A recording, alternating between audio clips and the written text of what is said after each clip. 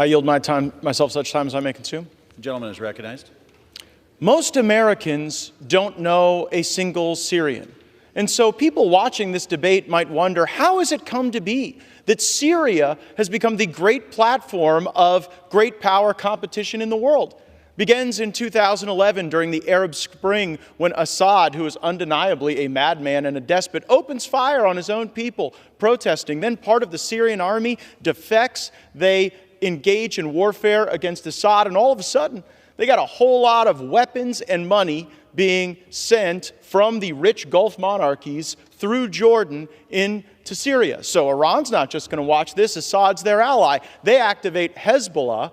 They then invade Syria. So now you've got Jordan, the Gulf monarchies, Iran. But wait, Russia is pitching their vision of the world as a regime preservation force, whether you're Maduro or Assad. So they get involved. And what do they get for their time? A warm water port in the Eastern Mediterranean. So we've got Russia, the Gulf monarchies. Israel starts to get worried about Hezbollah and Iran. So Israel cuts a deal with Russia to keep Iran out of southern Syria. And if it doesn't get any worse than that, now all of a sudden you've got the Kurds who declare war on Syria. And it makes it a little messy that the Kurds are also in conflict with Turkey, which is a NATO ally.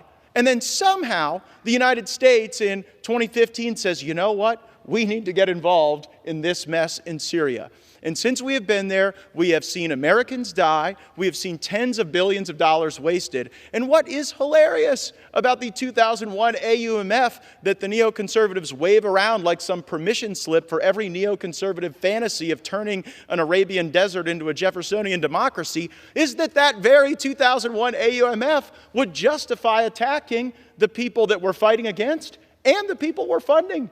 Because both have ties to al-Qaeda, and of course the 2001 AUMF dealt with al-Qaeda. All this talk about a reemergence of ISIS, I would encourage my colleagues to go read the Inspector General's report of the last quarter that indicates that ISIS is not a threat to the homeland. And with the Turks conducting operations in Syria against ISIS, with Assad and Russia having every incentive to create pressure on ISIS, I do not believe that what stands between a caliphate and not a caliphate are the 900 Americans who have been sent to this hellscape with no definition of victory, with no clear objective, and purely existing as a vestige to the regime change, failed foreign policies of multiple former presidents. I reserve the balance of my time. Gentlemen.